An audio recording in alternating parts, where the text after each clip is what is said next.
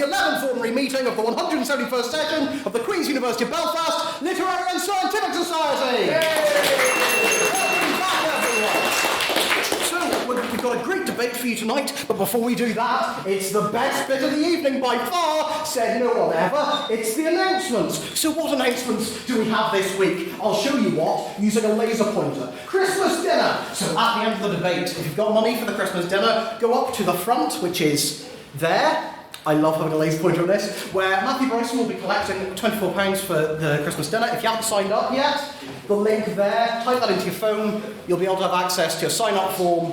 There we go, sign up. We've actually extended the deadline for payments, etc. until Monday at 1 p.m. So if you need to sign up, you need to pay, do it by then. If you can't pay for whatever reason, just give the page a wee message and we will sort something out, but it should be by then. So, not paying for you, by the way. We're not paying for you. Sinister, like some sort of loan shark situation. Yeah, we'll sort something out. Sort something out, the boys got it right. Yeah, we'll contact Jimmy Carr, see what he can tell us about money. So, from that picture, you may be able to tell that our winter internal meeting is coming up. This is very exciting. I know this is a bit of commotion. This is the important bit. This is the bit where you get to have your say in what's going on. What is going on? Well, if you were looking at the letter form at around 6 p.m, you will notice a spreadsheet went up. What goes in that spreadsheet? Motions. What motions? Your motions. Your motions. Everyone's motions. If you want us to debate something next semester, get onto the spreadsheet, type it in, and we will discuss it at the internal meeting, which will be on Friday the 13th of December. Ooh, spooky! That's where we meet up and we chat about the motions that have been put on the spreadsheet. It's hosted by a wonderful internal convener, Mr. Russell Nairn, and we whittle down the motions into like about 14, 15, and then we work out the final turn card to be released whenever we feel like it. So that's the internal meeting. It's coming up. Absolutely. Just a couple of things if you're putting motions down. If you do put a motion down, there's a slot for you to put your name next to it. You can do that if you want. It just means that if you're at the internal meeting, we can then ask you, what's your point behind this motion, and it makes it more likely the motion's going to be picked because you can justify it to us. If you don't feel comfortable putting your name down, just put a jokey name or whatever down, because it keeps the list nice. Other than that, if you want to put joke motions down, please make sure they're funny. I've already deleted a very, very unfunny motion that was this house would shave its pubes. And it doesn't make me laugh, it just makes me sad. So, yeah. You've heard it here, guys. Write good motions, don't make Russell sad. So, moving on to other announcements. You've heard about internal. What about external? Well, as you may have heard, a good few of our people that were sent to compete at the Irish Times debating competition, which is like one of the big debating competitions down south, have progressed to the next round. These people are Mr. Colin McArdle, Mr. Russell Nairn, Matthew Bryson, Alcon McSparron. Give them all a round of applause.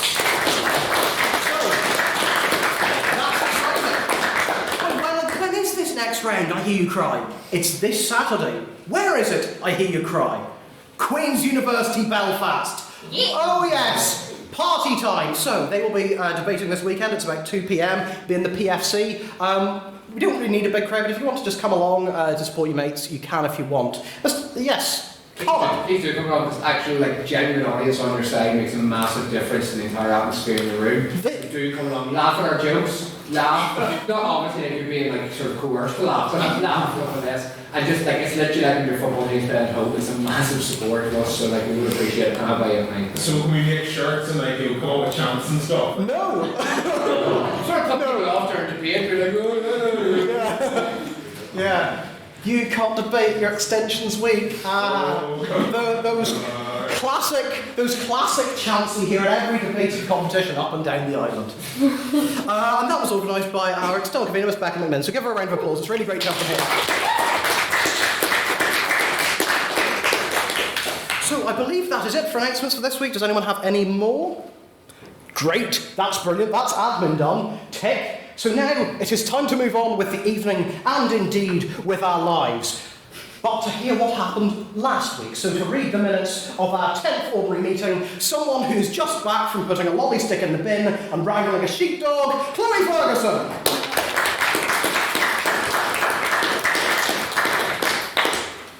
Yeah, about the dog. dog. There was a dog loose, like it got away from its owner, and it just had they needed some help. So. Was it a good boy? Oh, it was such a good boy. It needed all the hugs. Otherwise, if I wasn't here, I would still be out there giving this dog good hugs. Okay, so on Thursday the 21st of November, 42 members of the Literary and Scientific Society of Queen's University Belfast met in the Senate room to debate the motion, "This House regrets the Arab Spring." The evening began by President Matthew Bradley explaining to the House that this is no ordinary meeting. No, it is in fact extraordinary. It was our annual Godkin novice debate for our brightest, newest and shiniest speakers who haven't quite been crushed yet by the competitive debating. Love Island. Battling out, not just for a fancy paperweight I bought in the Queen's University shop, but also to be Matthew's favourite kiddo of the life.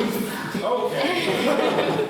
In an exciting turn of announcements, the President introduced the Society's new pronoun policy, bringing us in line with other debating institutions down south, in an effort to avoid misgendering our members and our visitors to the Society, create an inclusive and comfortable environment for everyone to enjoy. So I'm just going to explain a little bit about it, just for those of you who weren't there, or just a bit of a reminder, because I didn't really explain last week what that means for the minutes.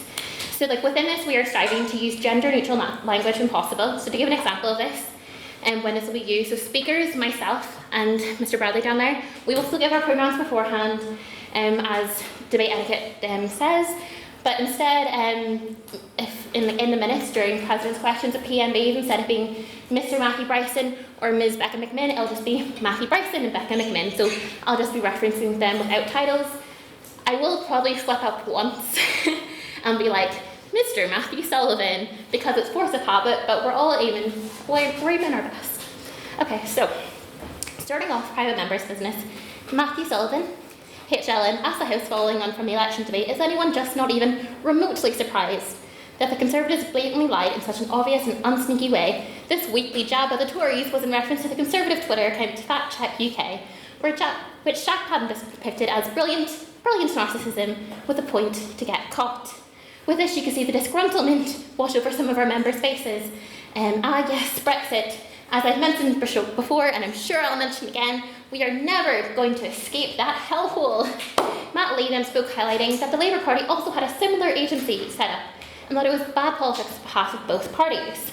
So, what have I got to say about this?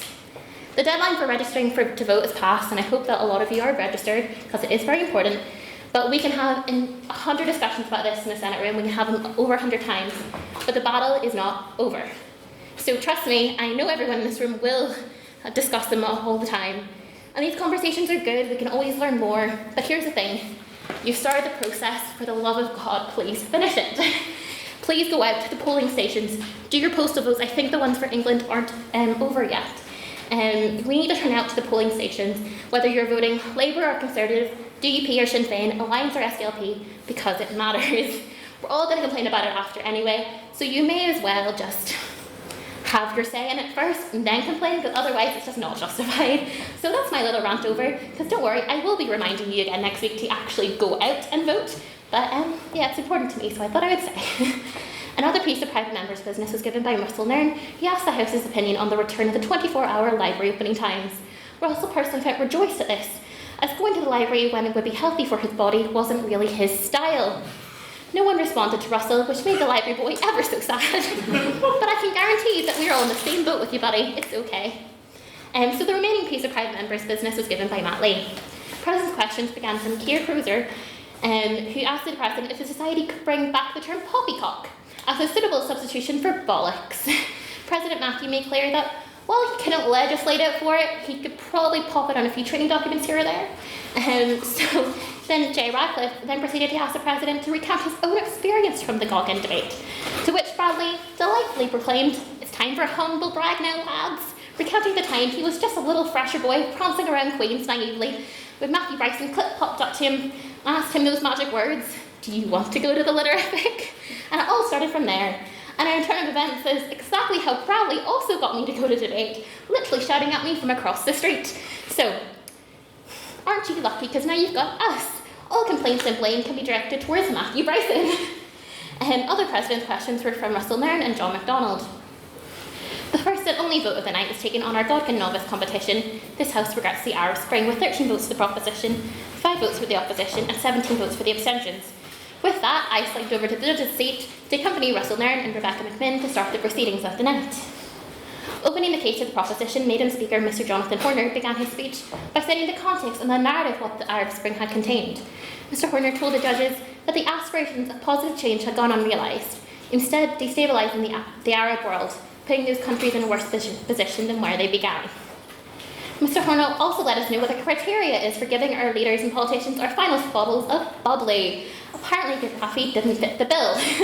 Speaking first for the opposition was Ms. Bevan Tankard, who told the House that perfect change isn't going to happen overnight and that the movement is ongoing. The Arab Spring showed us how to change the tides and acts as an example for other nations that this can change and will occur. Democracy is a principle worth fighting for, and we cannot roll over and take injustice. And going back to Russell in the library, I'm sure he spiritually agreed with this analysis, as every week he highlights his refusal to the House for his inability to roll over and give up the CS live stream for anyone else. True. Yeah, you have an unhealthy relationship with that room, Russell. I do. You do. Maiden Speaker Mr. Umar Zain, speaking second for the opposition, told the House that 20 million took to the streets in the name of human rights and free speech. We're fighting for something we often take for granted. With a classy Boris Johnson impression, which I truly actually loved, like I was cracking up, Mr. Zain passionately argued that this is about defending the right to protest. The unintended negative aftermath came from those who were acting in contrast to the ones of those original protesters. Their proposition, Mr. Shane McGuinness argued that the consequences will be long-lasting in the form of famine and war. How did terrorists come to the fore? It was the power vacuum which was created as a consequence left from the Arab Spring. He debated it was, and still is, a chaotic mess, and taking into account the suffering, he closed the case of the proposition by asking whether all the pain was really worth it. The last speaker, who finished the debate for the evening, Mr. Matt Lee, argued that if we vote regret, we are regretting the courage and the bravery of the men and women who stood up to Gaddafi. We can't just look at the small advances that dictatorships introduced, creating stability in the face of slaughter. Those protesters engaged with the system, campaigning for something better. The opposition concluded by stating they will never express regret at what they stood for. We can't regret because someone else made the mistakes down the line. So with this, your Kill Cat judges left the room to adjudicate, and questions were taken from Jack Padden, Matthew Sullivan, HLN, Mark Gilmore, James Orchin, John MacDonald and Jake Kieran.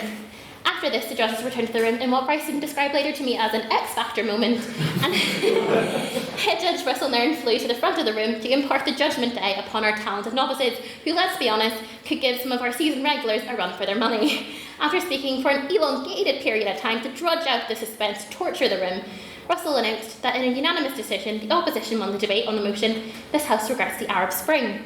They were gifted with a scrumptious bar of Galaxy chocolate, and Russell moved on to announce the winner of the entire competition, the new chosen one, the apple of not just our eye, but also Boris Johnson's, the Society's golden boy, Matt Lee. Mr. Lee then moved on to the front to collect a rather fabulous paperweight, which I'm sure he will treasure for the rest of his days. And on that, with tired eyes and joyous hearts, the Society returned to Practitioner Bar for a pint. And maybe, for our president, a wee chip-co after. Yes, please. May I take the minutes as read? Aye.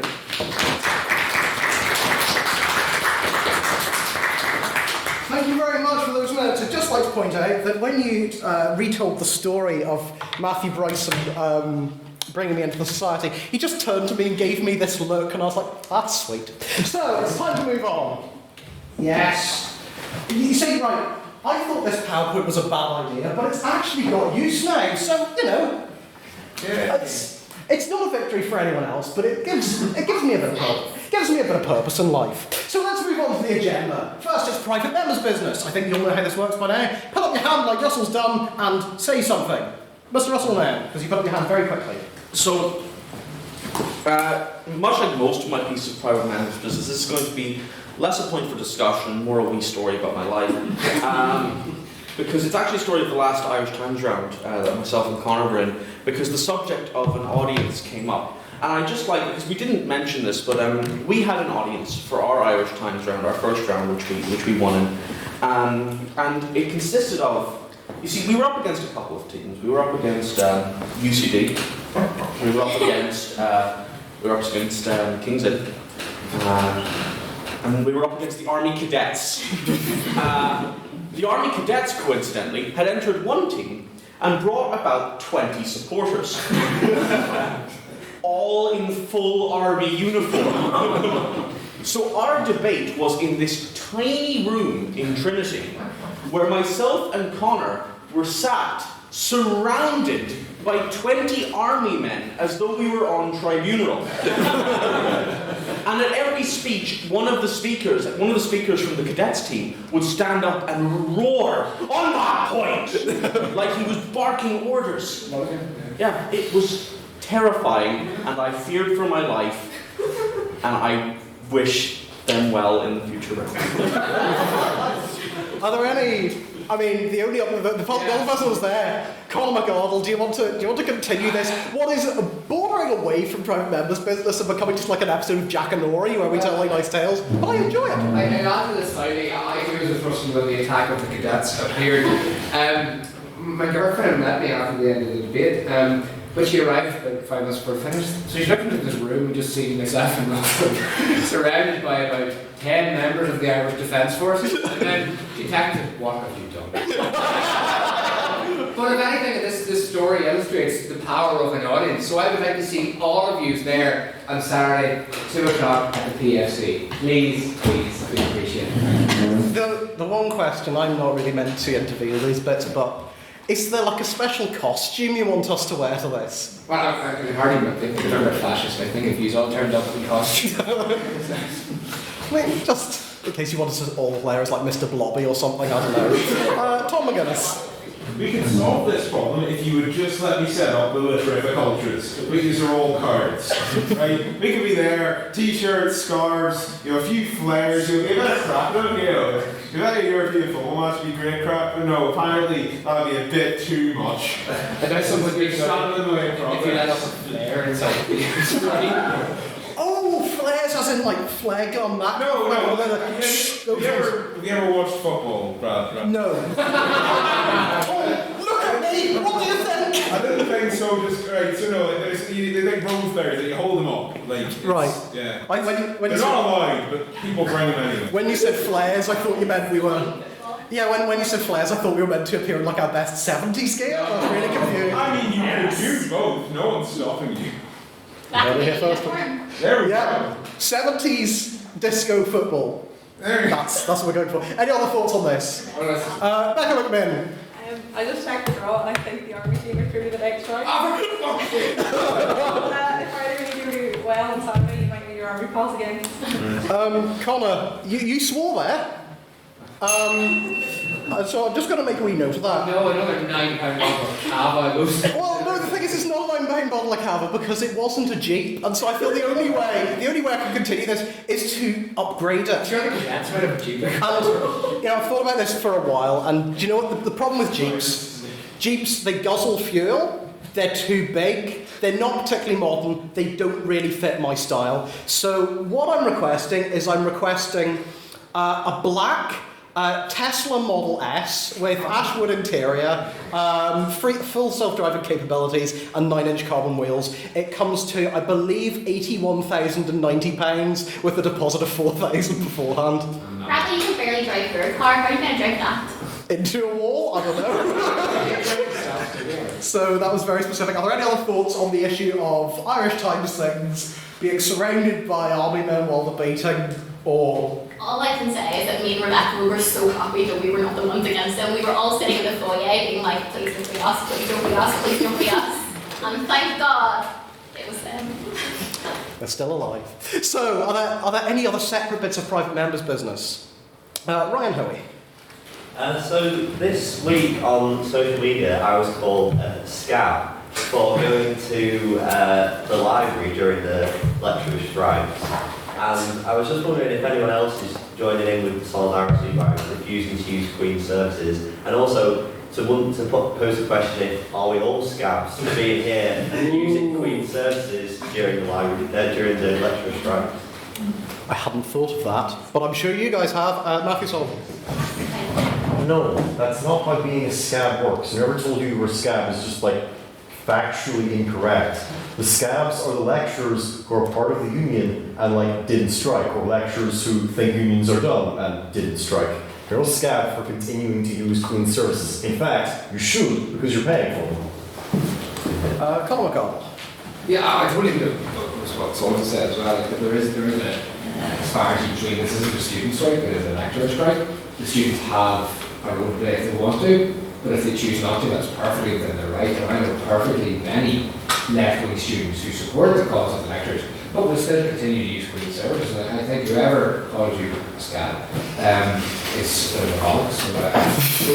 We'll just stand on them and be fine. Are there any other thoughts on the Tom McGuinness?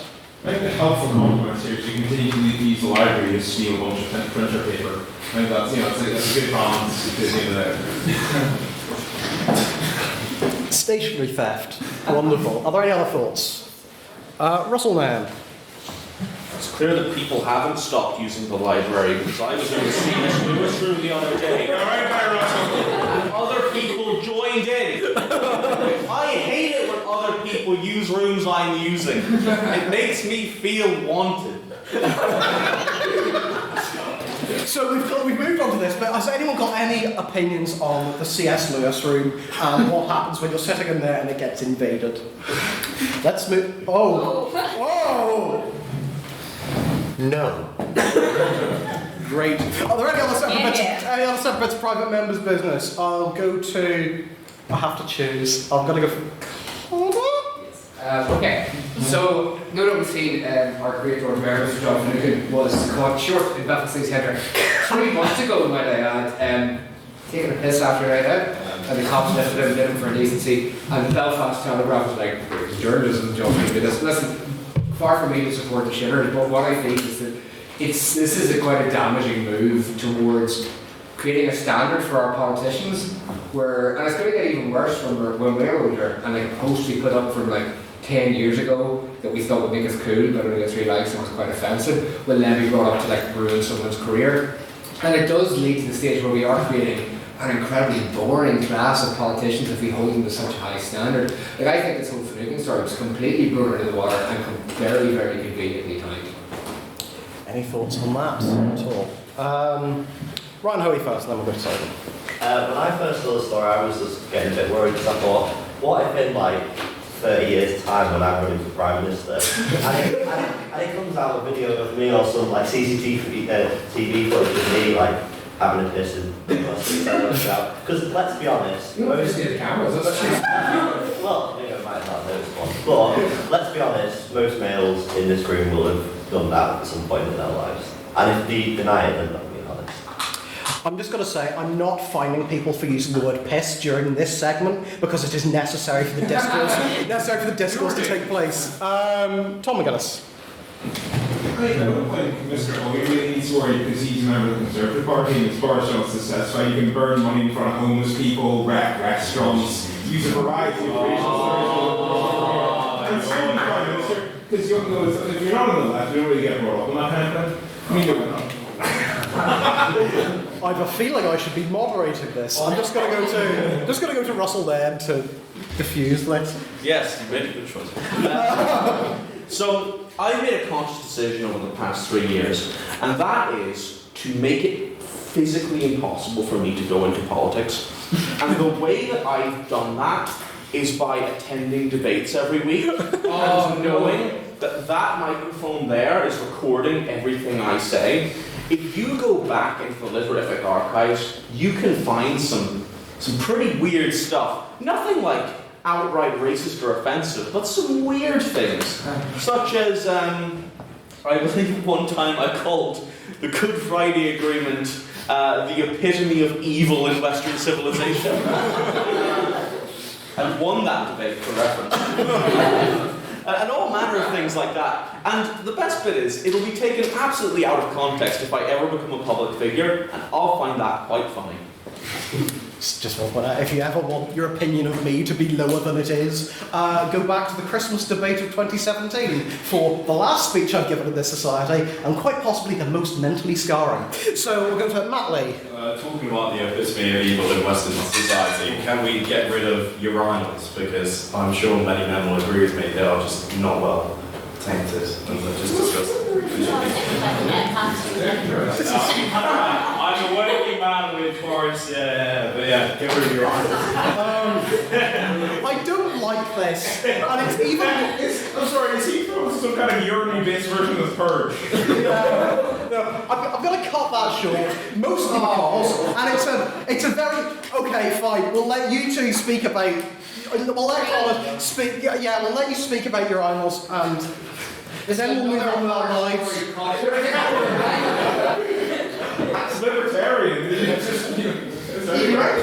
But this wouldn't have happened if you were all good, honest country folk. You can be wherever you're like, and most likely you go, they're going to do you for paying your own fees. Like.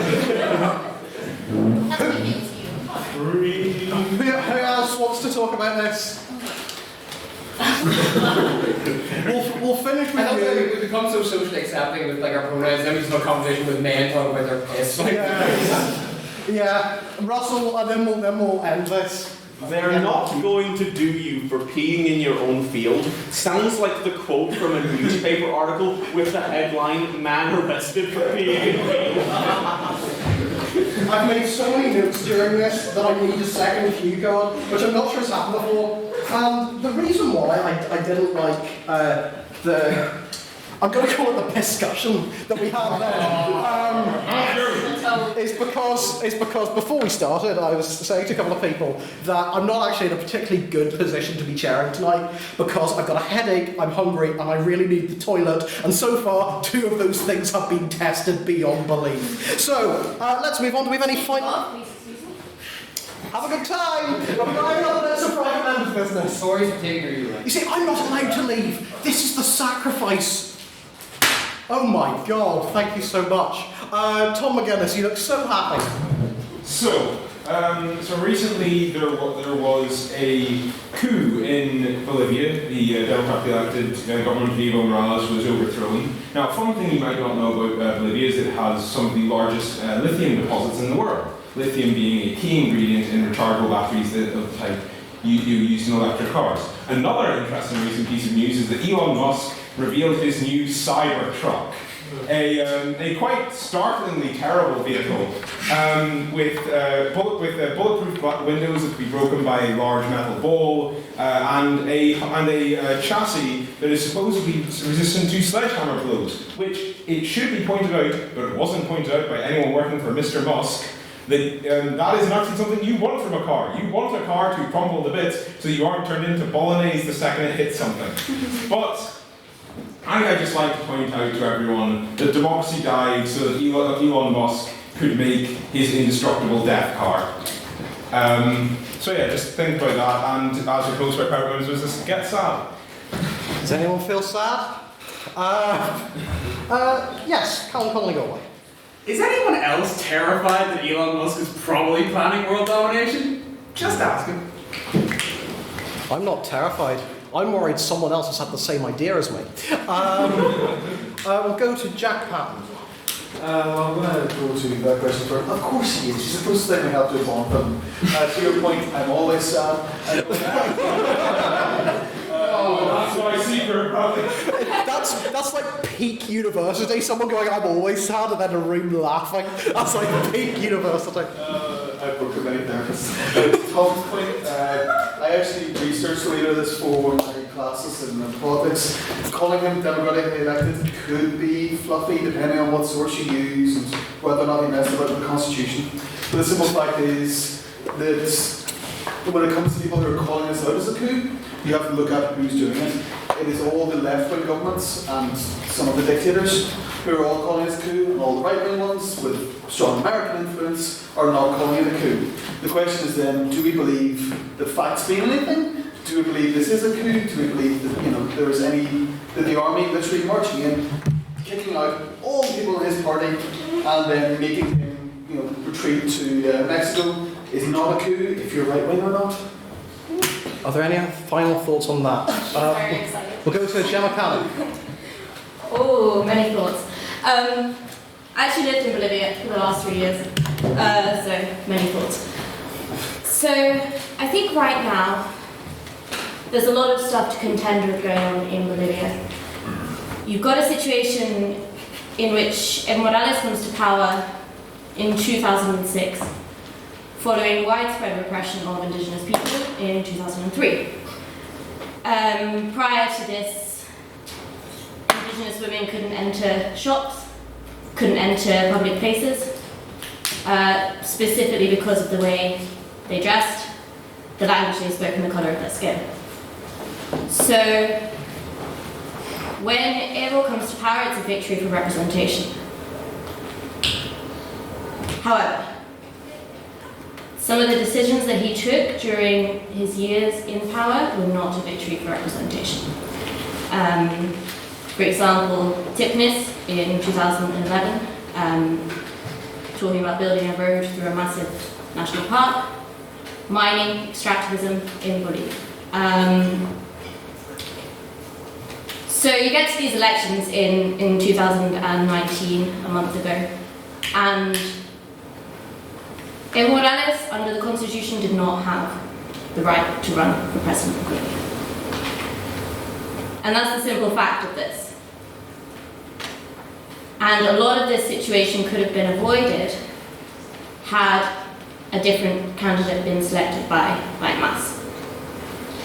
So we have this election, we have people going out into the streets, and this is when this problem kind of moves away from fraud or no fraud, coup d'etat, no coup d'etat, because what we have happening now in Bolivia is the armed forces moving against the people who are protesting on the streets. And what we have on the one hand is the government of Agnes, the interim president, who calls these people terrorists, who says they're trying to blow up the gas plant, who says they're this, that, and the other, are paid, amacistas. And then on the other hand, you have human rights. And in my opinion, this is what this is about now. This is about recognizing that people that have exercised their legitimate right to protest in Bolivia have been murdered, and their human rights have been removed from them. And in my opinion, it doesn't matter if they're standing with a bazooka trying to blow up the gas plant in Sincata, or if they are drug traffickers, it doesn't matter what they are. They're still civilians, and the government does not have the right to shoot them and to use the armed forces against them. So at this point, the situation in Bolivia should not be talked about from a left-right dichotomy. It should be talked about from a perspective of human rights and moving forward, and including all in politics in a widely indigenous country.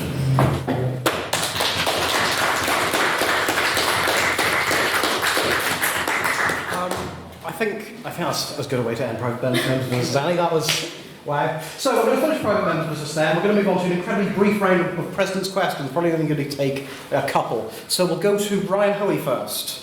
I thought I'd bring back a tradition and ask you what you had for breakfast.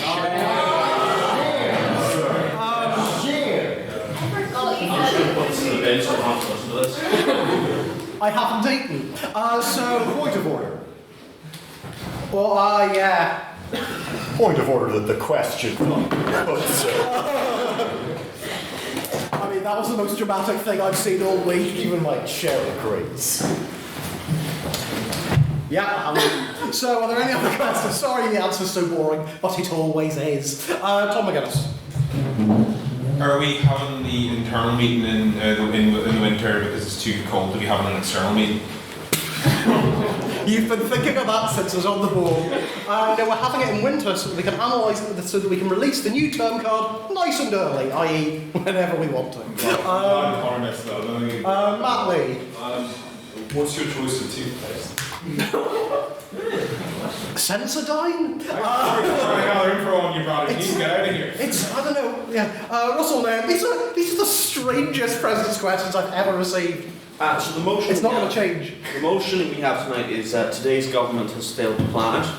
So my question for you is, if you could fail anything, what would it be and why?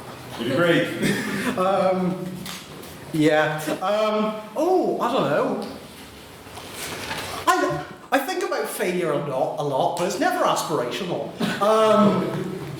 I too am a master's student.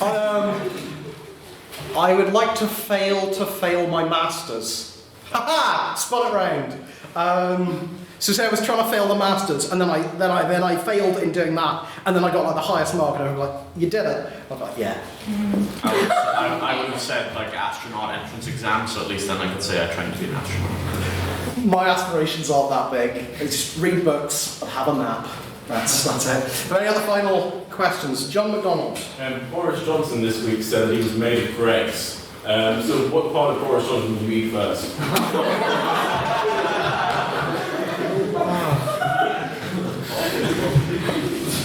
These might be, hi Connor, these might be my least favourite President's questions I've ever received. Well, what did they do? It's what part of, so Boris Johnson said he was made of Greggs. What part of Boris Johnson would I like to eat first? I mean, I very much doubt he's made of Greggs. I bet he's made of like the most refined sausage meat in the world that he's masquerading as Greggs. I don't know what bit of him I'd eat first. Sausage roll? I don't know.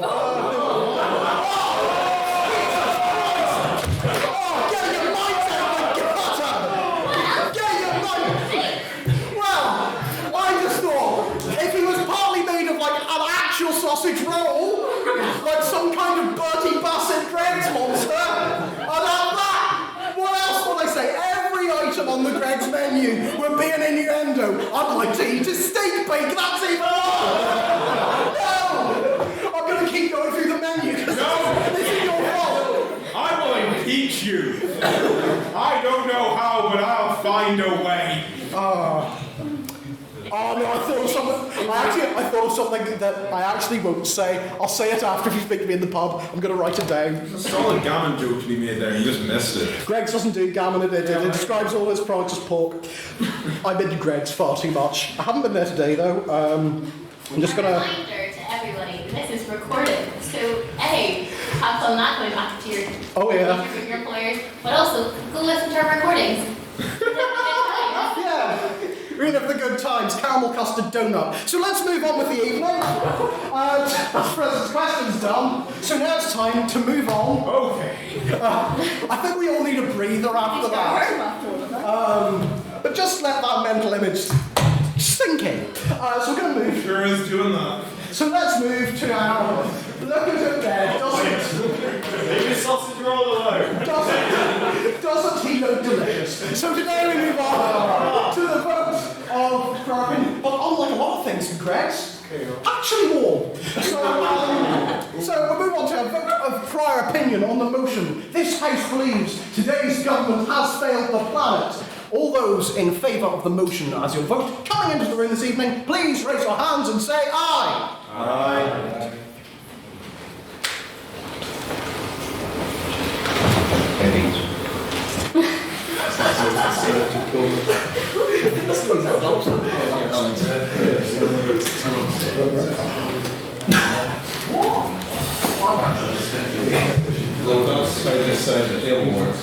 You may think I'm not still thinking about that President's question, but I am, and I will be for the next week. All of those who wish to vote against the motion, just as your opinion coming to the room, please raise your hands and say nay. No.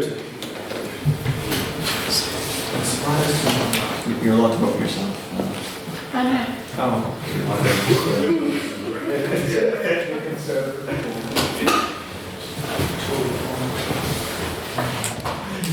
I thought of a worse one, I'm going to write it down. Are there anyone who wishes to abstain on the motion? Please raise your hands and say meh. Say it again. Sausage roll. There we go. Chloe Ferguson, you read back the vote, please. On the motion this House believes today's government has failed the planet, proposition of 26 votes, opposition of 9 votes, and abstentions have 2. The proposition have it. The proposition have it, everyone. Proposition have it.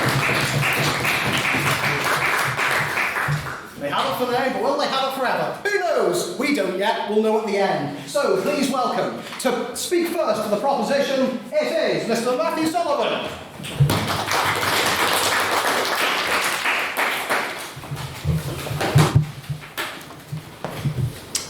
66 million years ago, the Cretaceous Paleogene extinction event was caused by an asteroid strike in a place called Chicxulub.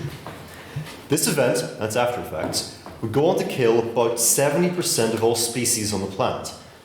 Now we stand at the cusp of another similar catastrophe, the Holocene extinction event.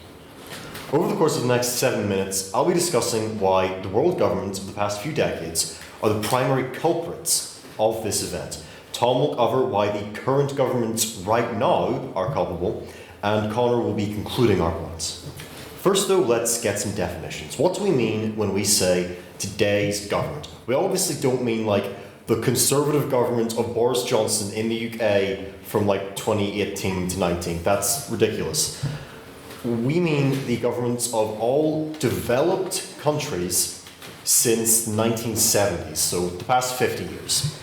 These are the governments which have had the knowledge and the ability to avert or mitigate the current and future crisis, and which not only failed to do so, but which continue to fail.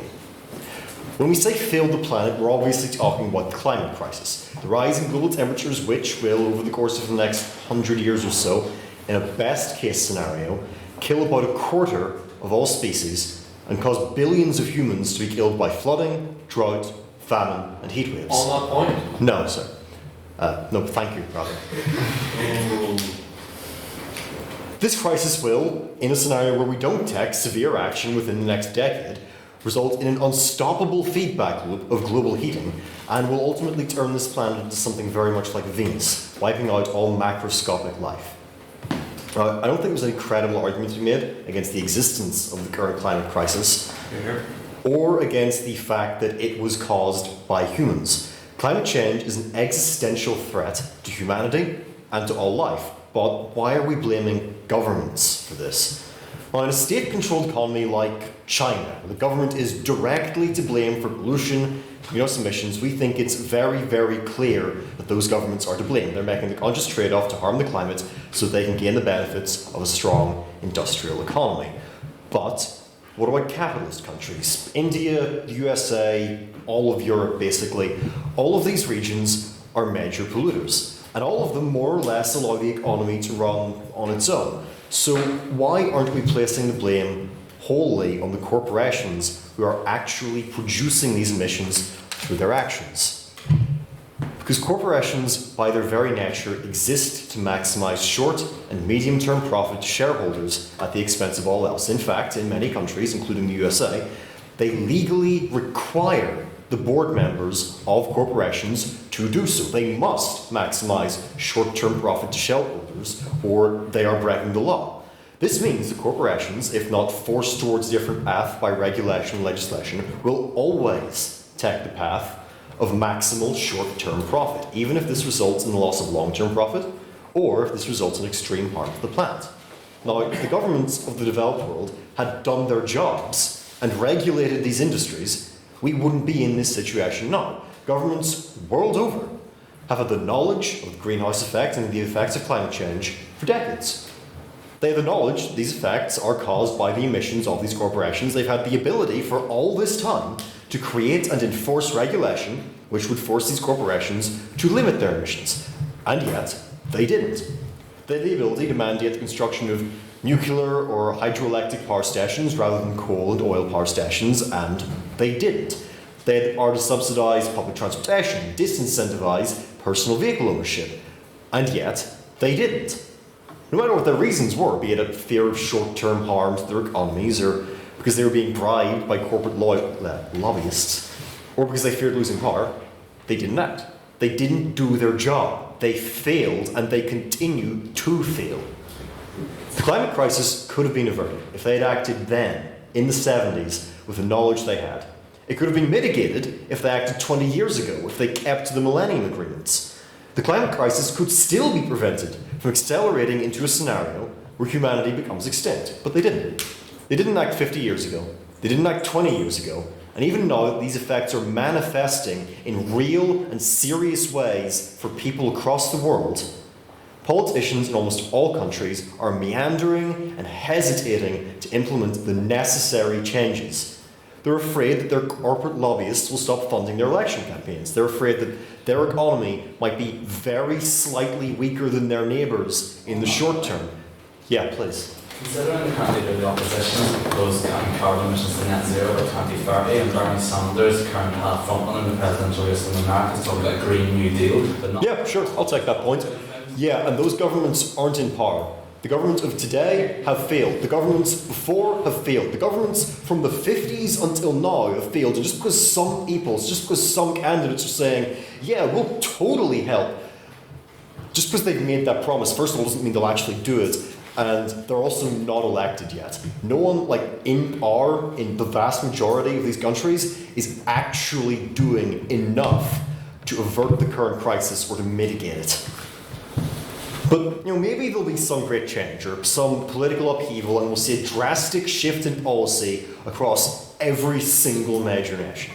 Maybe they'll pull it together and they'll do what needs to be done, and they'll save what they can of our world before it's too late.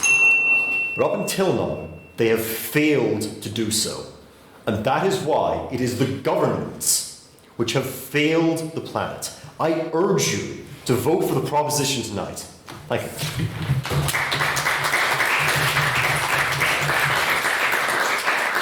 Thank you very much for your speech. Now please welcome up to begin for the opposition, Chair McCallum.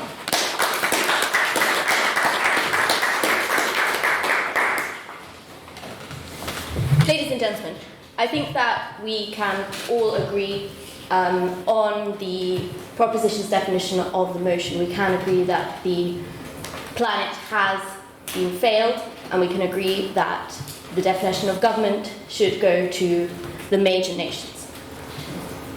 However, what we cannot agree on is that the sole and entire, even major responsibility of this failure should go to those governments. We don't disagree that those governments have a role to play. We don't. However, we think that there are other factors that really come into play in the failure that our planet has seen. Later on, my fellow speakers will cover the issue of corporations, and they will cover some of the potential successes that we've also seen in terms of the planet. However, what I would like to cover is something that is extremely important: free will.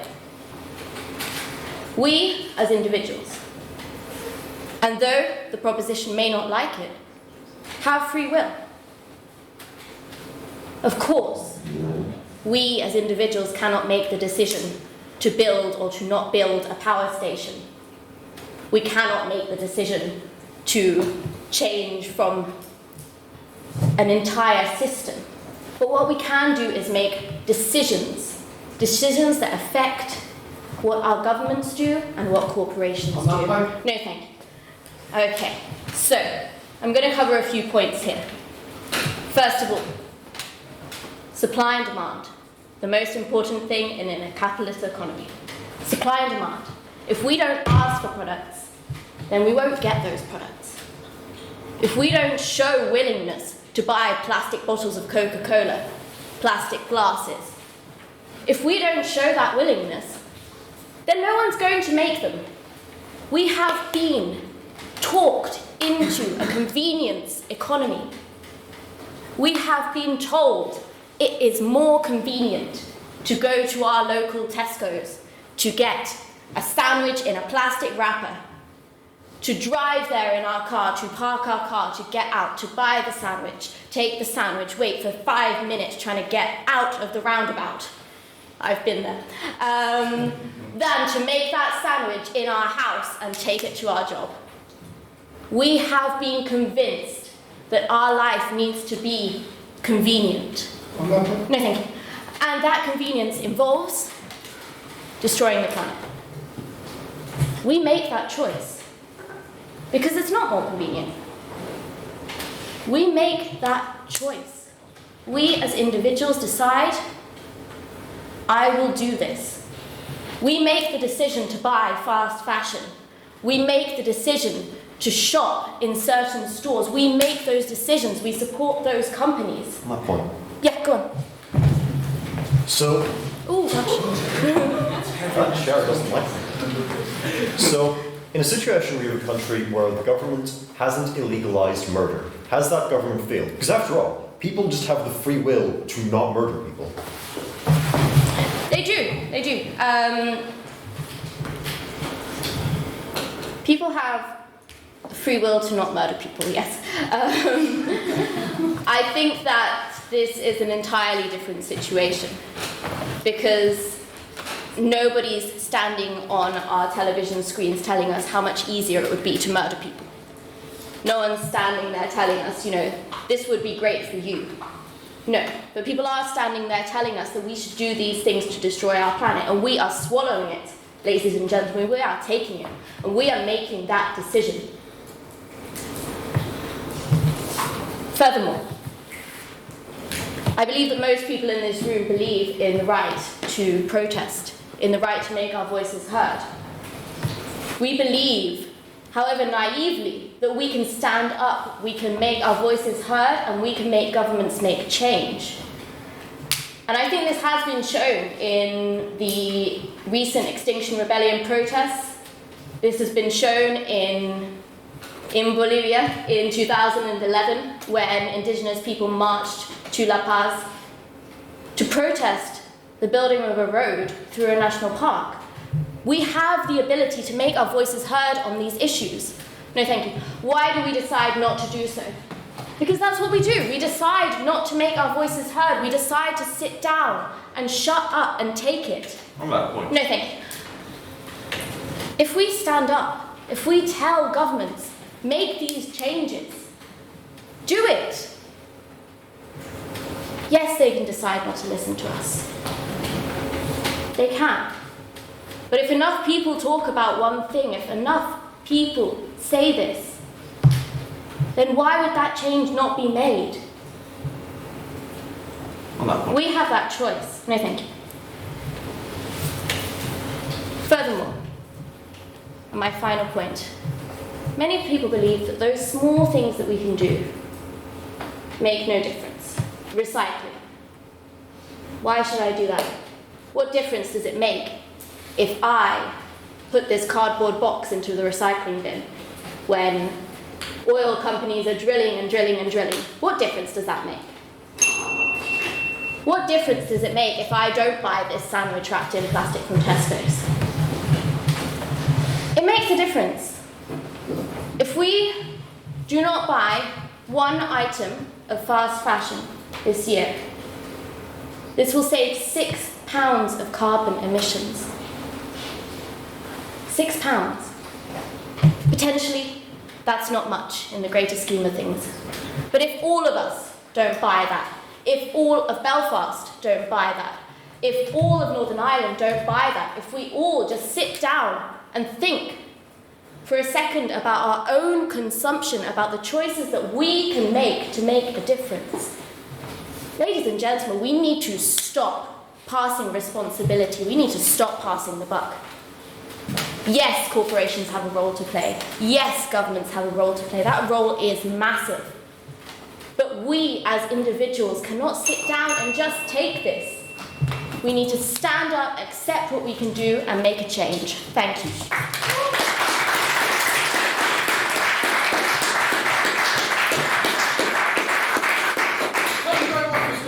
Please welcome up to continue for the proposition, Tom McGuinness.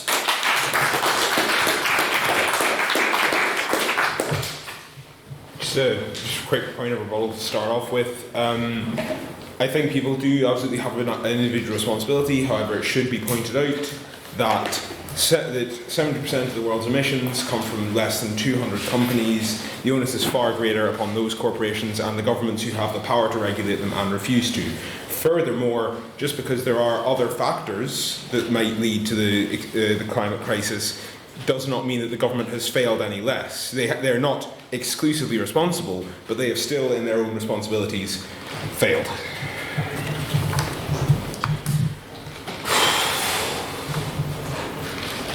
We have 11 years.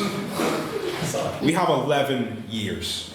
According to the IPCC, an independent panel of experts, many of whom have dedicated their entire lives the study of our climate, when they presented the conclusion of some 6,000 separate studies in their landmark 2018 report, we have until 2030 to limit the average temperature increase of the planet to 1.5 degrees.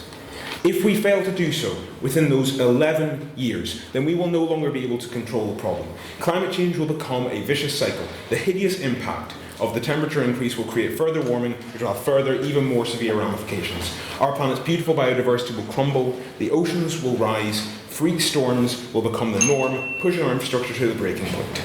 Droughts and famines will cut through the already impoverished like the callous scythe of the reaper, and entire countries will be subsumed by the uncaring vengeance of the seas. We have 11 years. To put that in perspective, many of the people in this room will only just have turned 30 when we reach that point of no return. And there are only a few of us who will be older than 35. Almost everyone in this room will spend more than half their lives on a mortally wounded planet. We already stand on a crippled one. On that point? I say, no thank you. I say all this to drive home just how enormous this issue is, how pressing and vital the climate crisis that faces us has become. Well, I say become. We have known that climate change was an existential threat since the 70s, but instead of acting upon it, our leaders put it off, scared of eating into the profits of oil and natural gas tycoons. For 50 years, despite knowing full well what the circumstances were, our government has done nothing, frightened of the short-term cost without even giving the long-term cost of thought. The more charitable among you might say that they didn't have all the facts. They thought it was a long-term problem that we now, with the benefit of further research, know it is not. To which I say, no. These soulless ghouls were willing to let their grandchildren drown to keep the pockets of Shell and Texaco lined. They can burn in as many circles of hell as their shredded corpses can be scattered across. Is that point? No, thank you. It's not like today's government is doing any better. The Conservatives abolished the Department for Climate Change. Donald Trump has removed the US from the Paris Climate Agreement. Not a single person in today's government is taking this problem seriously. We have 11 years before we are trapped on a planet that will become uninhabitable. Any problem who is not treating this like their number one priority is a sociopath. Imagine for me, if you will, that there is an asteroid that will, in 11 years, hit the Earth. We know how far away it is, we know its precise trajectory. It will hit the Earth, and it will wipe out all sentient life. But instead of prioritising the resources to gather Bruce Willis, Ben Affleck, Billy Bob Thornton, the music of Aerosmith, our politicians have instead spent 3 years dithering about the same old guff they always dither about. We would rightly think these people were completely demented. Just because this apocalypse is less tangible than some enormous asteroid does not make it any less apocalyptic. There is literally no political issue bigger than climate change, and every instant that our government or any government spends discussing something that isn't climate change, putting money into something that isn't solving it, they are not just feeling the planet, they are feeling all of us. I'm not saying they can't discuss anything else, but for them not to prioritise saving the planet is completely lunatic. But hey, let's give these lunatics some credit. It's not entirely their fault. It is, as I should stress, mostly their fault. But it's not entirely their fault. We do have individual responsibility. That individual responsibility is a bit of a drop in the ocean, but together a lot of drops in the ocean can make something of an impact. Just wait until those polar ice caps melt, and we'll see just how many drops in the ocean we'll get then. But the problem is a systemic one. As long as we remain in the capitalist system, the best any government can do is damage control. Capitalism, with its endless, inexhaustible hunger for growth, is inherently incompatible with a sustainable economy. No thank you. It is a system built around short-term gains and turning a blind eye to long-term effects. This capitalist system and the blind adherence to it of successive governments is what has gotten us to the point we are at now, and without breaking from it, we have no point from moving away from the bleak course we're on. Yes, there are people who want to propose moving toward a more climate-conscious and a more, a socialist government, but those people are not presently in power. They are not today's government. Hopefully they'll be tomorrow's government, but there we are. Here we are, presently. But radical change is scary. There's a reason why our governments haven't yet implemented these measures. And there are issues that people can see that might seem bigger. But those issues will all get a hell of a lot bigger when the planet starts dying. If you're worried about immigration, you shouldn't be. It's a made-up problem. But if you are worried about immigration, that's going to get a lot worse once people start fleeing from countries that are rendered uninhabitable by climate change. if you're worried about prices of food or prices of accommodation, again, those are going to get a lot more expensive when you can't afford water and you can't afford housing. Sure, why not? You were talking about radical change. Isn't it the case that we need a strong economy and a strong government to deal with this? And your radical socialist ideas are just going to result in chaos, and we can't actually do anything. Be drowning in our own pure thoughts about this socialist ideal whilst we're all theoretically drowning. We've been building a strong economy for the past 50 years, and it's what's killing the planet. So, you know, I'd say we move away from that, frankly. A strong economy isn't going to save us when the oceans reclaim it. No, it's absolute nonsense. Let's build a strong economy on this ruined dust bowl of a planet. No, have fun with your high share prices when you can't breathe the air, sir.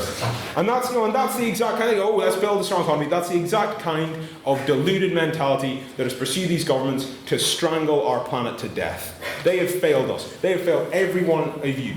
We need a government more dedicated to our long-term survival than to any short-term profit. A government who prioritises the continued stability of our ecosystem above all else. Anything less than that is, and can only be described as, a catastrophic failure. Thank you very much.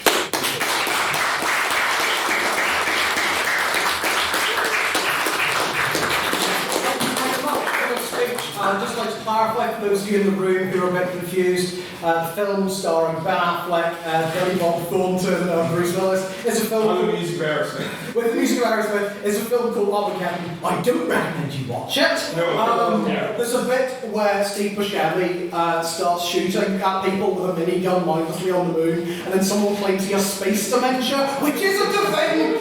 Sorry, just that film and me. There's history there. So, please welcome, without further ado, to continue for the opposition, Jay Radcliffe.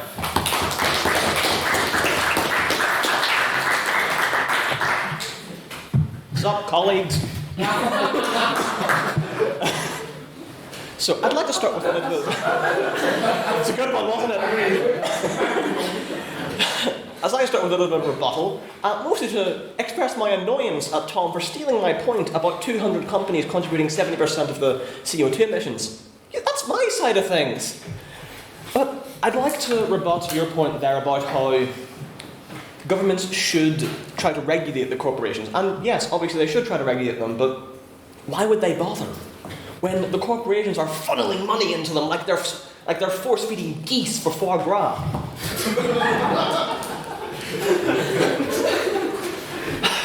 They have. This is a horrifying mental image special. I appreciate the comedic back and forth, but no. Corporations have more control over governments than the politicians in charge of them do. That's just a side effect of the capitalist society in which we live, which I'm sure that little huddle of Tories in the corner will probably disagree with. Go on.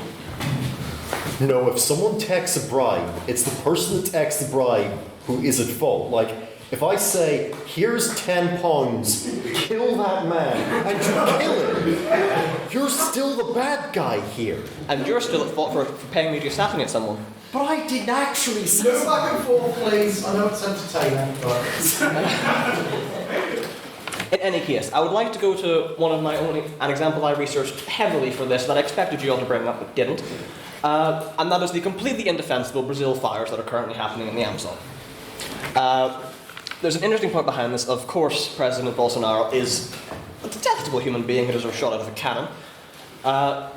But he is under immense pressure by not only the farmers of the region, who are attempting to use their influence in the cattle markets to allow these fires to happen. These fires are a traditional thing, I believe it's pronounced queimada, where they would burn down small areas of the forest in order to allow for more areas to be used for cattle farming. Cattle farming is the largest industry in Brazil by far. It contributes $6.7 billion to Brazil's economy. Of course they're going to have a big impact on Brazil's running of things. Not only that, he's under pressure from miners and loggers. The miners are there looking for recently discovered deposits of gold, oil, and aluminium that have been hidden under the Amazon for centuries. Is he in the right for doing this? No, of course not. But he can't be solely at fault for these things. On that point, come on. The argument isn't, is the government at sole fault, is government at fault. Just because they're not at sole fault doesn't make them any less at fault. They are still at fault, yes, but the thing is, they're not solely at fault as we've come back and forth on this matter.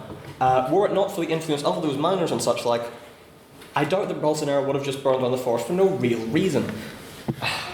I would like to also go back to your analogy of the asteroid heading towards Earth, and how, yes, we've got 11 years to do it. How are we going to do it? Are the governments at fault for not doing anything? Yeah, they're also at fault. But I'd also argue that the billionaires, who could quite easily solve this problem with their more money than most nations. One second. They have the money to solve this problem at all, no problem whatsoever. Instead, Elon Musk is trying to get off the planet entirely. He doesn't even want to be on the Earth when it's hit by the asteroid in 11 years. Go on, Sullivan. Who has more power? The man with 100 billion pieces of paper, which have value backed by the government, or the people who own all of the guns and are also the people who say that that stuff has value? If the American government wanted, they could say, yes, Mr. Bezos, we'll be having Amazon now. But they don't. They could, just tell all these corporations, look, either fix the climate or get out of America. But they don't. And they don't do that because they know that Bezos has significant political power, and they probably could pull it off if they got the entire army behind them and the entirety of Congress and so on and so forth. But that is not politically feasible to do so, to oust Bezos from his little monopoly he has going on. I'd like to also point thought at the corporations themselves. As a socialist man myself, and a lot of people in this room would probably go along those lines, down with the bourgeoisie. But I'd like to just point on the top of this bottle a little "Please recycle me" from Coca-Cola, one of the biggest companies on the planet. It's quite detestable, isn't it? They're trying to make you think that they're contributing to this environmental thing. I looked into this a lot last night. I didn't get much sleep. About how the fashion industry just straight up lies to your face about how environmentally sustainable all of their products are. Sustainable. It's a little keyword they put on their products. One example I found quite interesting was a dress that was made from sustainable wool products. I think, oh, that's great. They're taking the wool from the sheep and they're selling this just back. Looks great. Do you want to know how much of that dress was actually made of wool? 5%. 5% of that dress was made from wool. The other 95 was made from oil. Little plastic fibres that are not recyclable in any way, shape or form and are destroying this planet just as much as anything else. The fast fashion industry, as Gemma brought up, is destroying our planet just as much as any other. If you just bought one item of used clothing, that would reduce your carbon impact by 30%. But because of the power that the fashion industry holds over our collective psyche, we are brought into buying more and more clothes every year. In the 80s, people in America bought 12 items of clothing a year. Now we buy 65. That is so much waste. Every year, millions of tons of clothes are just dumped into dumps all around the planet because people just don't wear them anymore. But no, I'd like to finish off on some of the most egregious examples of corporations being terrible. The top 20 oil companies have contributed 35% of the total energy emissions since 1965. Just 20 of them. And you might wonder why I'm bringing up 1965 then. That's because from 1965, they have known that polluting the environment would lead to horrific climate change. That's the year that Lyndon B. Johnson published a report saying that by 2000, if we haven't dealt with this, there will be a rise in global temperatures that will lead to adverse conditions around the globe. They have known since 1965 that they are destroying the planet. They haven't slowed down an ounce. That might be a societal problem. It most certainly is a societal problem, in fact. But the problem here lies with corporations and our ability to control them, not solely with government. Thank you very much.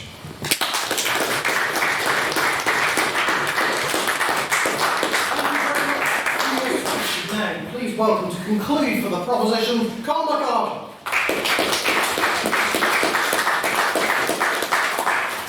I just noticed it's been directed to where to start. No, I left my card there. All right. You just pass it back. Oh, I thought there was like something on it for me. I was like, did he predict what I was going to say? I was just thinking, how much have you had that you've had to be like directed to where you're going to stop? God, this is a centre and what? Right, so listen, you'll be glad to hear I am a centrist. I will not give you the Communist Manifesto, nor will I give you Conservative Party headquarters down there. Oaken, whatever he is either.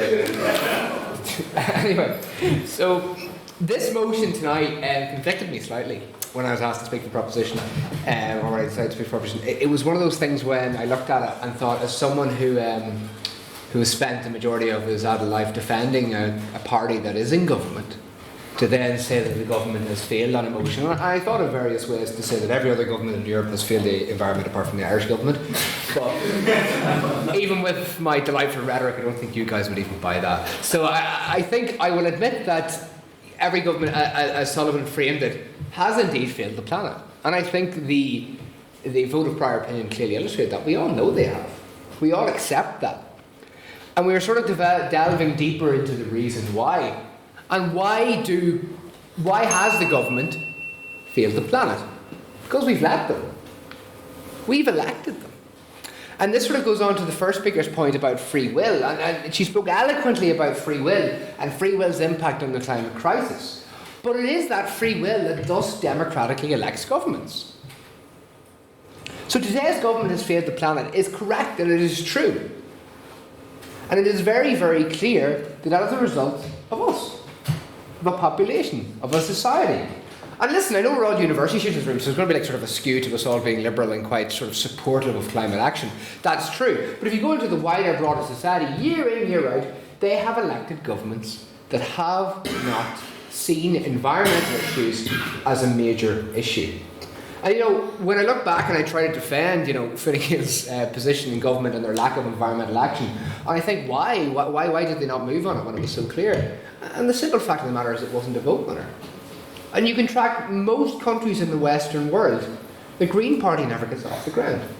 They have a couple of token councillors, a couple of token MEPs when the middle class people feel slightly guilty, but any real issue... Yes, Russell? Do you not think this is more an argument for individual responsibility for the issue then? Because it suggests that the reason that this problem exists is because individuals don't care and therefore vote for people who don't care. Well, I think, you know, there's nothing wrong with that point. But I think to say individual responsibility, what is the greatest illustration of individual responsibility is who you vote for and who you back. And this is why I think the opposition tonight is presented as sort of a red herring in that you can completely remove individual responsibility from governmental responsibility. I think governmental responsibility is sort of the continuation and the clearest illustration of your individual responsibility as a collective and as a society. And to talk about individual responsibility with challenges like this is something that cannot work and cannot be effective. We have to accept that to succeed in preventing absolute climate breakdown, absolute climate disaster, we must accept that we have to act beyond individual levels, beyond even national levels, towards a level of states that work together to solve this issue. And while I don't subscribe to Comrade Tom's espousal of completely ruining the capitalist system, I agree with him to some extent that there needs to be radical change. And what that radical change may take is not the undermining of our system that has brought us so much prosperity and so much success as a species for such a long time, but it's adapting it. You know, Tories are going to be, but it is adapting it to accept that individual responsibility cannot work, just as individual responsibility did not work to prevent the governments failing the planet. And like, it's one of those motions tonight where we all know they have. Like, I'm not even going to list any examples because there's going to be countless examples. As Sullivan has clearly illustrated, as Tom has clearly illustrated, we know that they have failed the planet.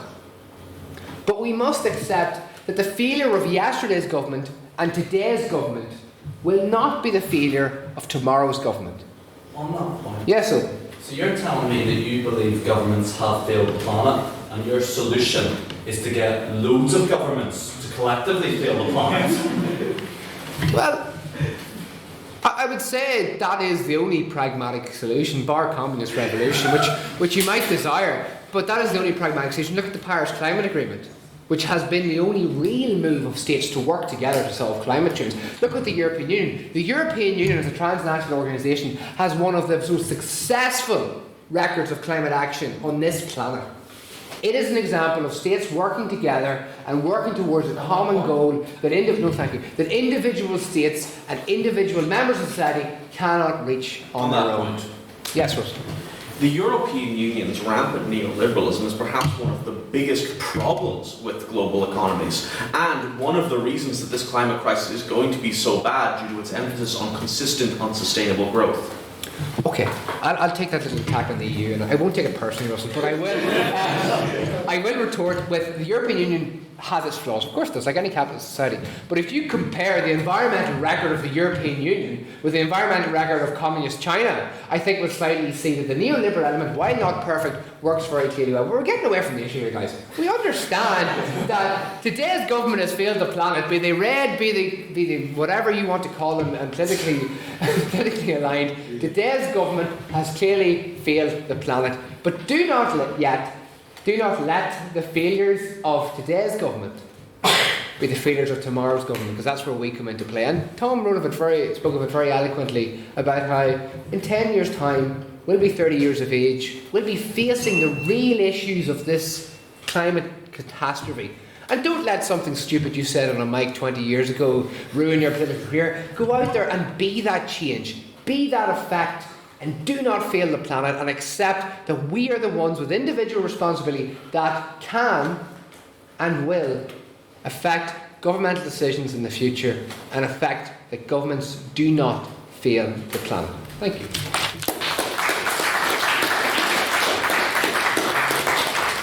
Thank you very much, Carl. Now please welcome to conclude for the opposition and indeed the debate, Keir Crozier.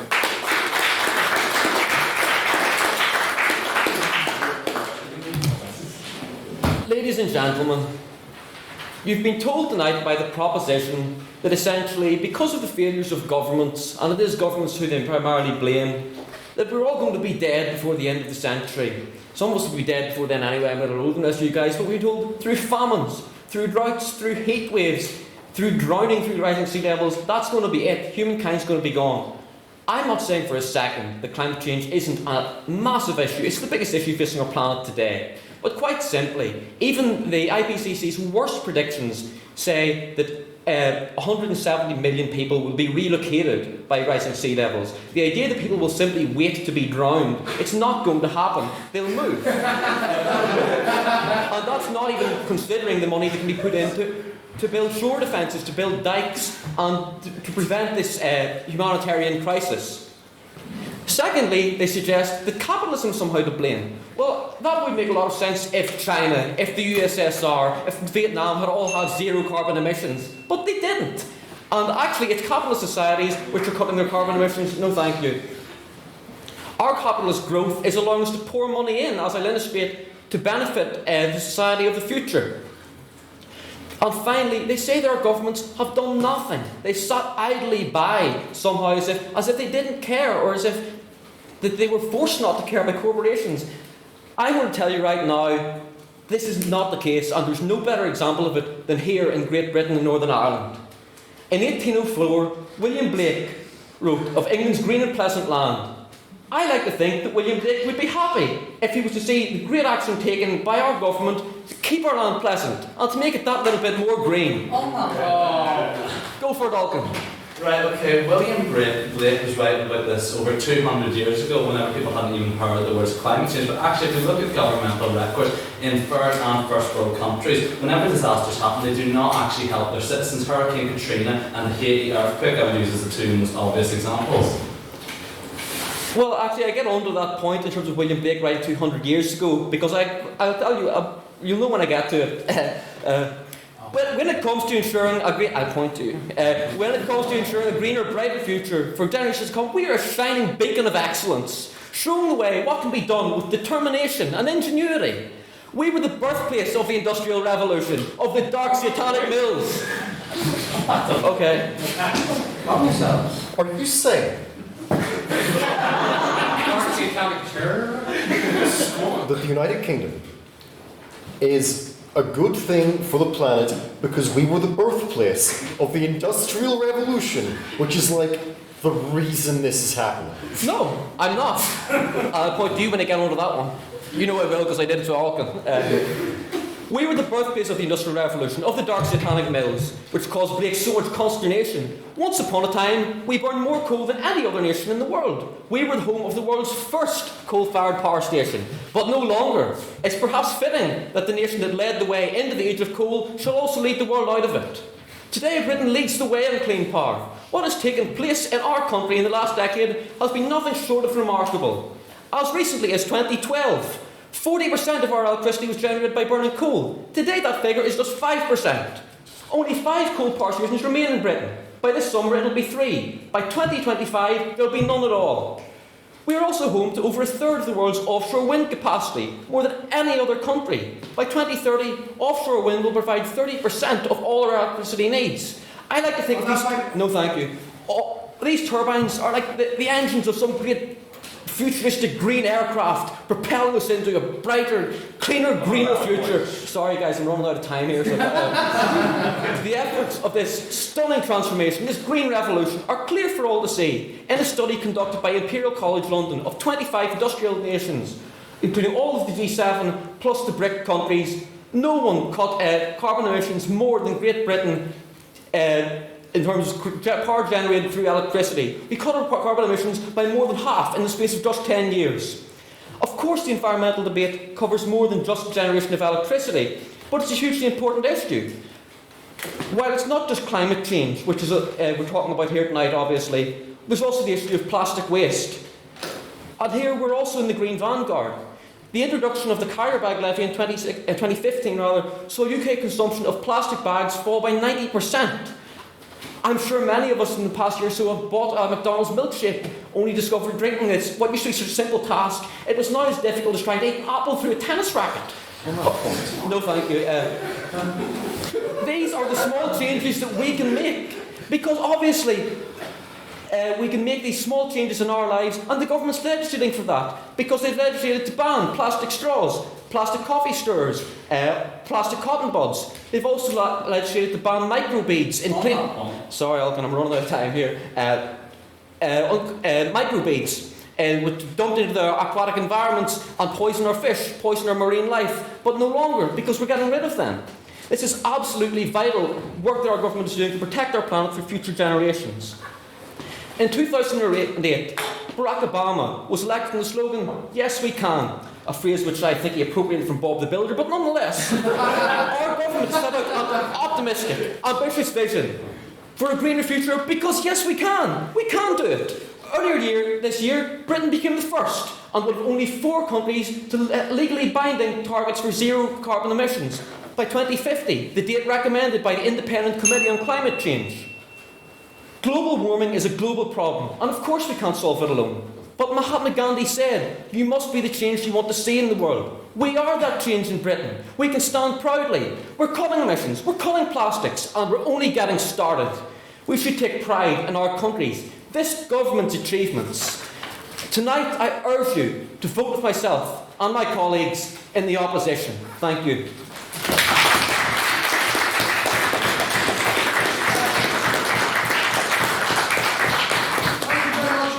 For your speech, and we have another round of applause for all of our speakers tonight.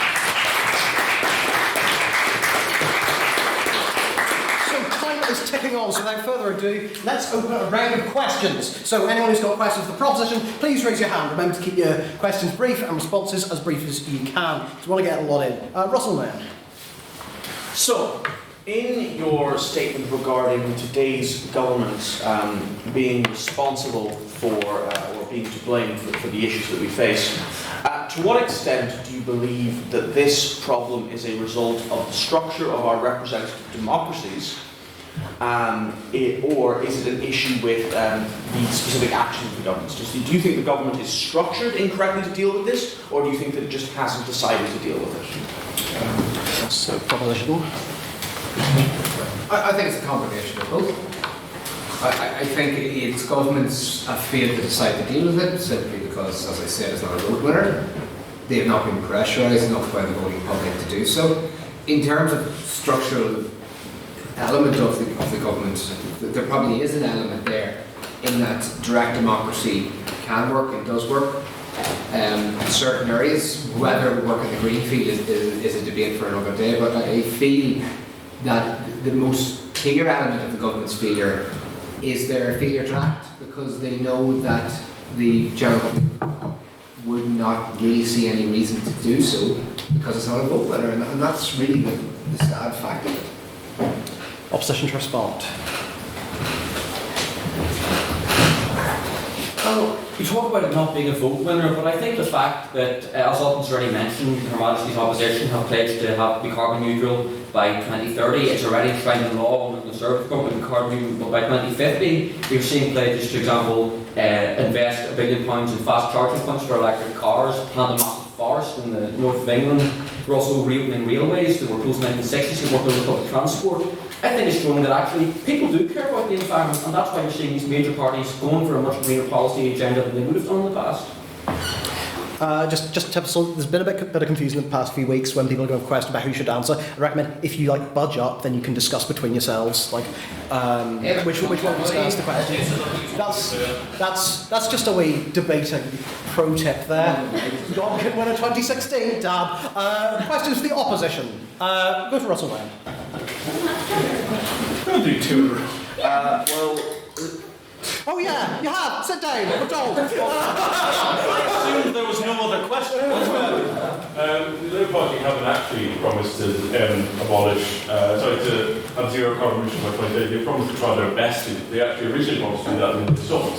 So there's not politicians like that promise these things and then backtrack, but that actually causes this kind of stuff in the first place. Yes, absolutely, and that's why everyone was voting for the Conservative Party on the top. I can, I will stand. Proposition response, if you wish. Politicians go back on promises all the time. I mean, that's why, Boris Johnson went back on his promise to abolish shale gas, famous environmentalist the Conservative. We can't trust politicians to keep promises. That's why we need to rise up and seize the government. That's the only solution. Essentially. Not there, actually. They're fine, alright. We know where he is. Sorry. We thought we would be able to escape from the whole election thing this evening. We were wrong. So abstaining questions. We'll go to Alcon McSparran because he's waving at me like a little boy trapped in a well. Okay. Right. So, I'm going to get away from the government issue, and this is definitely an abstaining question, so you'll be glad to know. So, good, because if it's not an abstaining question, I'll be on you like a puma. Had a good run, okay? It's been a nice planet, but I think maybe, from what we're hearing about this climate change thing, it's either going to be a giant wet ball or a giant dust ball. I'm not really sure which one, but overall, it's not going to be great. So, you see the climate change people saying there is no planet B. But Elon Musk keeps going on with this idea that we can colonise Mars. So as a solution, on a governmental level, what would they do to colonise Mars? And on an individual level, what would you do to colonise Mars? It'll be proposition to respond first, if you so wish. Right, here's the thing with Elon Musk and his plan to colonise Mars. When he colonises Mars, he's not going to be taking the entire 7 billion plus of us to colonise Mars. He's going to be taking, himself, his billionaire mates, and his Instagram entourage to colonise Mars. Billionaire colonise Mars isn't a solution. The only solution that can be, relying on, colonising Mars, relying on some half-hearted, minor changes isn't going to save us. The only thing that's going to change us is massive, widespread, radical change. That's all that's going to work. And we have 11 years in which to make it. So half measures aren't going to save us. We need real, proper, hard-hitting, radical change. Nothing short of that will save this planet. Opposition to respond, if you want. Yes, I would totally agree with that. And I would also like to add that, there's no point in going to Mars if we're going to take a current attitude of consume, because then we'll have destroyed Mars in a couple of years as well. That's the problem. So, it goes right round again. Are there any questions for the proposition? I can... Is someone's hand up? Yeah, those people there. Does anyone have any questions for them? Really? Wow. Do you want to just wrap up the evening? Okay. The enthusiasm is palpable. Oh, let me ask a question.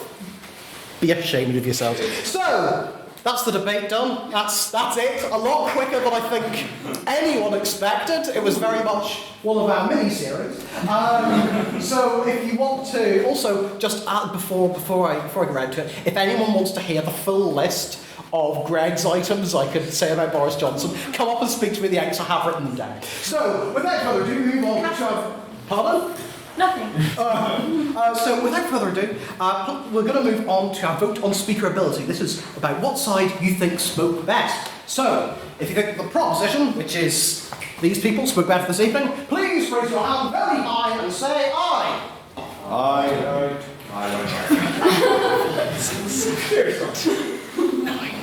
You got someone from the opposition going for it, so no, yeah, it's great.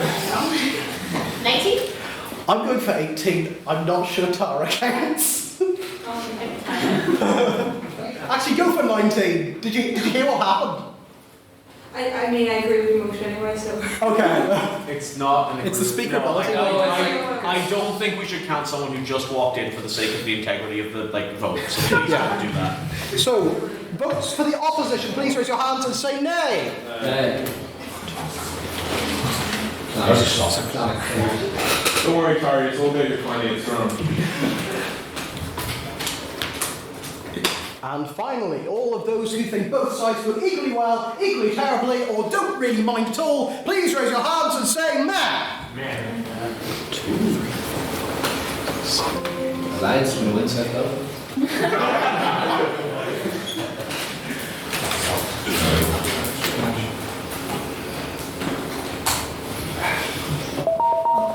Oh.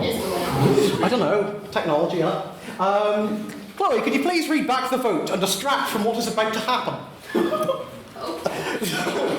On the motion this House believes today's government has failed the planet, the proposition has 18 votes, opposition has 7 votes, and there are 10 abstentions, which means the proposition has it. The proposition has it.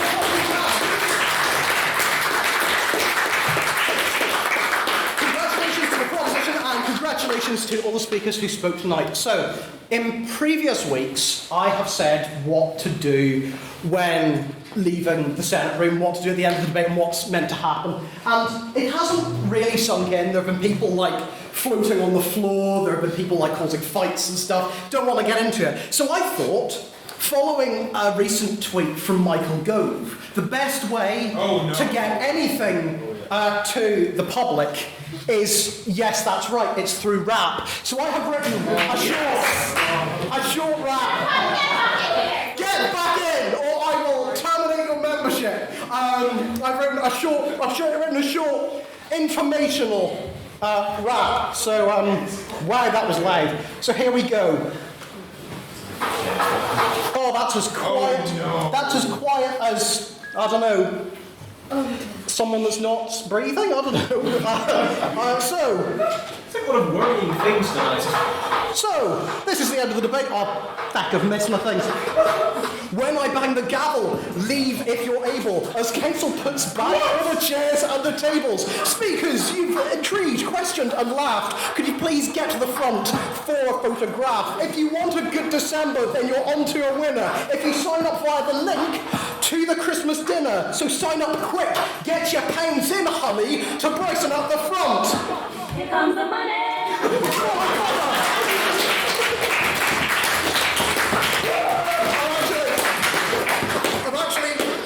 I've skipped a good amount of it, so we may need to start again. So have a nice drink and have a good evening. I hope this rap speeds up all of your evening. Please follow Connor. Oh, I've affected again. I didn't expect anyone to laugh. Something, rap admin, numbers, there was a joke about the pub. I rhymed. You know what? I think musical comedy is a mistake.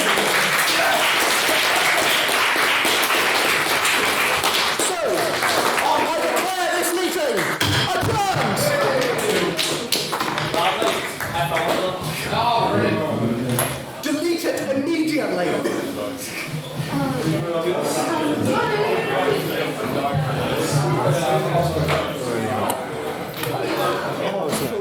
Where can we find you?